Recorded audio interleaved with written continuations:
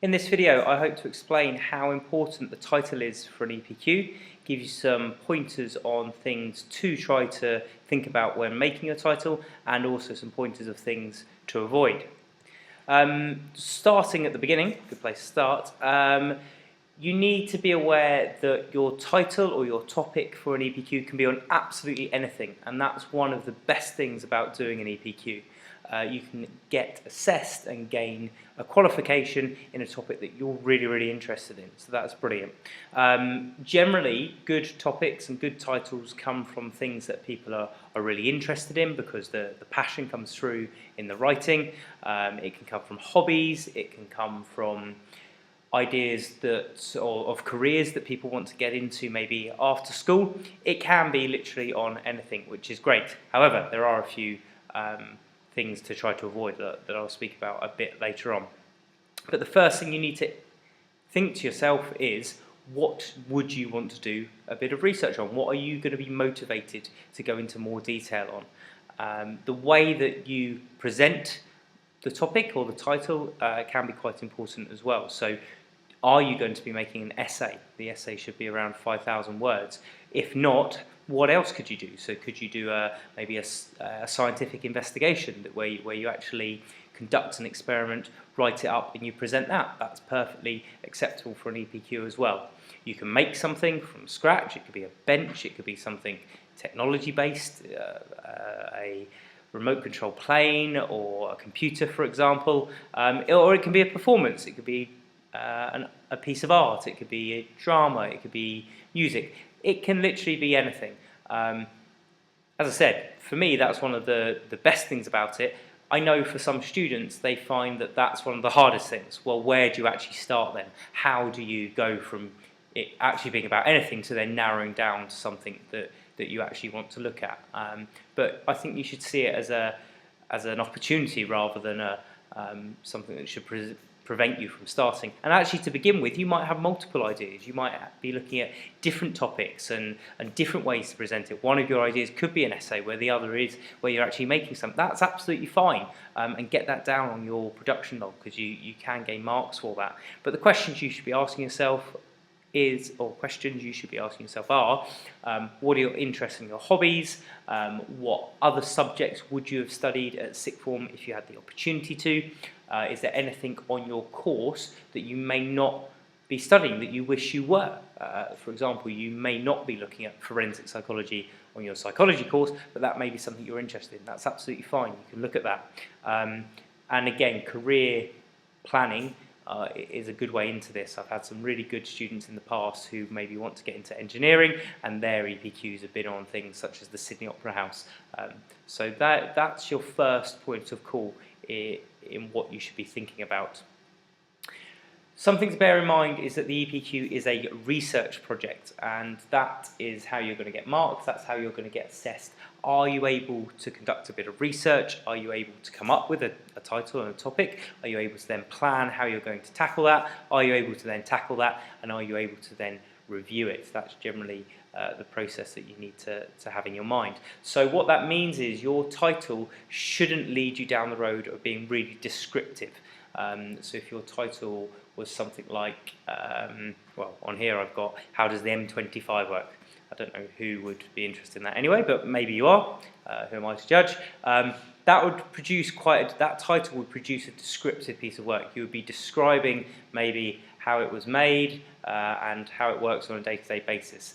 That wouldn't produce a very good EPQ, because that research, you're just going to be regurgitating things that are there already. A better title on that topic might be the difference between the M25 and the Autobahn.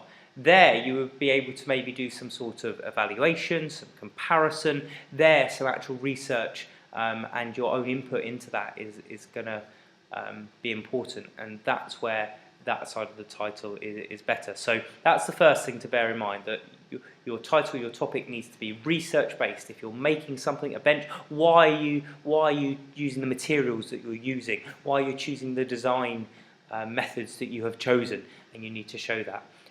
So it shouldn't be descriptive, and it should be all of those things: original, critical, analytical, evaluative, comparative.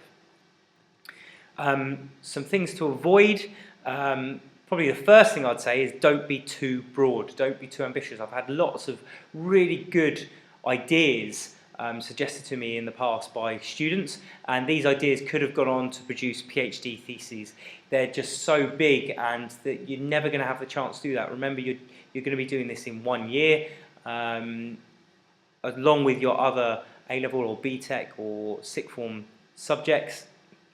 Are you really going to have the time and scope to look at this massive grand title that you come with? So one, how do we stop people being obese? Well, there are PhD scientists, researchers looking at that very question, and they're spending whole careers on that. So you're not going to be able to answer that question. It's a big topic. Get it? So you wouldn't be able to answer that in the 5,000 word essay.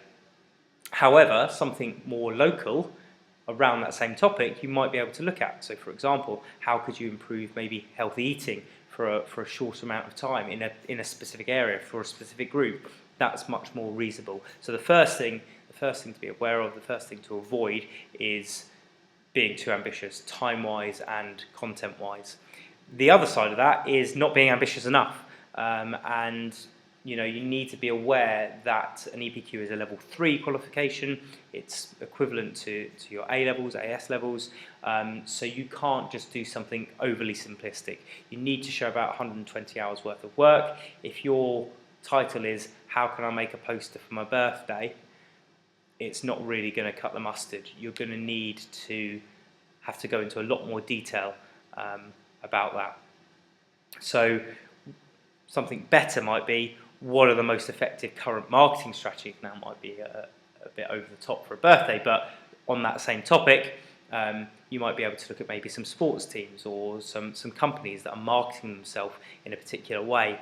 That would need some actual academic research. There might be some case studies. You might speak to people in marketing at the moment. You see there how that is a more in-depth, complex title and bit of work. So it's that balance. Don't be overly ambitious, but at the same time you need to actually have a complex enough question, idea, topic, title that will actually allow you to gain this qualification, because it's not straightforward. Something else that crops up each year students do this, is the idea of kind of really emotional or sensitive topics. So people have experience in areas that might be quite personal, maybe quite upsetting to them, and they quite understandably they want to kind of focus on that. They generally don't make good EPQs because people can't separate the objective academic side of what an EPQ needs to be from their own personal experience. This shouldn't be a subjective bit of writing. This should be more in-depth. So if you want to study something that's personally affected you, maybe you've been the victim of bullying, and that's something that you want to look into more detail on, the EPQ might not be the area to do that on. So I'd say to avoid things that may be emotionally sensitive to you, and socially sensitive as well. Things like terrorism or racial inequalities. They could be good topics, don't get me wrong. I'm not saying completely don't do them, but you need to be aware that it's harder to be objective when it comes to topics like that. And another thing, and this is a really, really important one, you cannot have what we call dual accreditation. And so this is where you can only receive marks for the EPQ if the EPQ is the only way that you're actually studying these things. What that means in simple terms is you can't submit for the EPQ something that you've submitted somewhere else, be that on another subject, GCSE, A-level, BTEC, or DAV, or whatever else it is you're doing. Your EPQ just has to be for your EPQ's sake. So for example, if you study how to write a business plan in Business BTEC and your EPQ is making a business plan, that won't wash because it's something you've already studied. So you need to make sure that your EPQ is extending your knowledge. As I said, if you look at particular topics within a subject, for example, in psychology, as I mentioned earlier, or in English, you might look at a particular author in English. It's not far enough away just to look at another book from that same author. you look at that author in English, so I would say avoid looking at that author for your EPQ. That same genre though, then that might be fine. So you need to make sure that you are far enough away from things that you've already studied and things that you're already getting accredited for that you can't get accredited for that in your EPQ. Again, the use of GCSE and even A-level textbooks for your EPQ, I would say avoid that where possible, because if you've already got these textbooks and you're already looking at these things, it could be argued that, well, that's dual accreditation. You've already studied these things. It's better to be safe than sorry. The moderators, the exam boards are quite hot on this. They really look out for it, and it's a big down point. And if they believe that you have dual accredited, you'll get no marks. So that's a lot of work for nothing, because actually at this stage, at the title stage, you've chosen something that was too close to something you're already studying. And so that's why I say look at maybe subjects that you would have studied at A-level that you're not, that hobbies or interests that are unlikely to be as part of things you're already studying, career prospects that are maybe on topics that you're not looking at the moment. If in doubt, you can always ask your supervisor, ask me, but yeah, the moderators will check, and so it's best for you to check. As part of your production log on Project Q, you're going to have to put in there what other qualifications you're taking, so it's quite easy for an exam board to check against what you've studied and what you're doing now, so it's not worth the risk. Enough then on what not to include, and a bit more on what you will actually want to include. The first thing to start with is to say that might differ depending on what sort of project you're going to make. If it's going to be a written project, then usually you start with an aim or a hypothesis, but more often probably a statement or a question that you wish to answer. Generally, you're going to be aiming to try and find out the answer to that question, and you want to be able to quantify that and be able to maybe come up with a conclusion at the end. You may want to add some sort of comparison and evaluation in there, as mentioned previously. This title here is There Something in the Water? An investigation into rowing success in Henley-on-Thames. That is a potential question there. So you might be looking at different people that have come through Henley, Leander Club maybe, and rowed, and the successes they may have had. You might look at a bit of backstory, you might compare people, you might compare Henley maybe to a different town and the different amounts of success found. You might look at why that is, there is the success there, be it the facilities, the location, etc. That could be quite a comparative essay. You may want to try and answer this question, as I said. Your answer may be, yes, this is happening, and here's the evidence for why, or no, it's not, and here's the evidence for why. But you need to bear in mind that your outcome, have your outcome in mind when you are coming up with your question. That may be different than if you're doing an artifact. So if you're doing an artistic piece or a performance, or you're building something, or you're going to make an event, then you probably won't have a question or a statement. You're probably going to have a brief. So you're going to have to follow that brief. This is generally what happens when bits of art are commissioned. You need to bear in mind who the audience is, who you're building or making this bit of art for. What are the aims here? What are you trying to get out of this? Where do we stand now? What's the background information that you might need to know? Are there any things to bear in mind before you start? Costs, health and safety, materials, etc. You would make a statement in the opening part of your project as to what the message is that you're trying to get across here, what the purpose of the product you're making or your piece of art is actually going to be. So that's the first thing to bear in mind. Also have in mind how you're going to get assessed on this. Does your title, whether that is an artifact or an essay, does your title, does your question, does your brief, is that going to allow you to access all the marks? So looking here back at how you're going to get assessed on that, you're going to need to show your AO1, your management ability. Are you going to be able to show a plan? What are you going to do? Are you going to be able to show resources? This is a really important one. So you're not just going to build something for the sake of building it, blindly from your own hunch. You're going to have to go and research that and see what's already out there, and maybe borrow parts of style and say why you're doing that. So your AO2, your resources.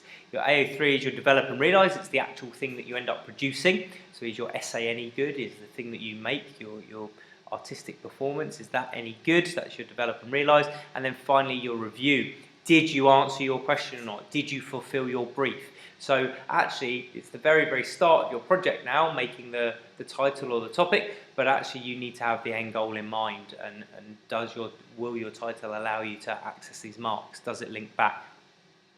Also have in mind your reflection. Does your title allow you to reflect? Does it allow you to actually assess whether you've got whether you've been successful or not? So if your title is just design an advert, then how are you going to assess whether you've done that or not, and whether you've achieved your aims and achieved what you've set out to do? That would be too vague. Whereas if you put more detail into your title and your topic, design a series of short documentary style advertisements to heighten awareness of the requirements that employers face under the Disability Discrimination Act, that's much more specific. You are better able to assess whether you have achieved those goals or not. It's these sorts of things that you have to have in mind already now when you're coming up with your title. The title is a really, really important step in your EPQ. If you get it right, then that sets you up on a really, really good path. If you get it wrong early on, it can cause you problems regardless of how well your research and your outcome are at the end. Your title will dictate that.